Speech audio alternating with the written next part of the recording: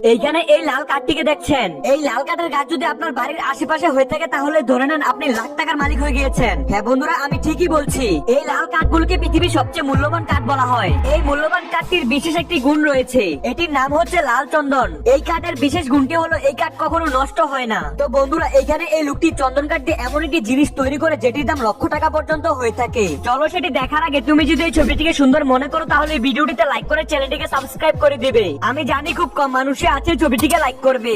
ওকে বন্ধুরা, তারপর এই কাঠগুলোকে গোল গোল করে রাউন্ড শেপ করে মেশিন দিয়ে কেটে নেয়। একসাথে অনেকগুলো কাটা হয়ে গেলে এগুলোকে ঘষে চকচকে করে নেয়। তারপর এগুলোকে মাঝ বরাবর ছিদ্র করে সুতো দিয়ে গিট দিয়ে দেয়। তো এটার ফাইনাল লুকটা তো তোমরা দেখতেই পাচ্ছ, কতটা অসাধারণ সুন্দর তসবি হয়ে গিয়েছে।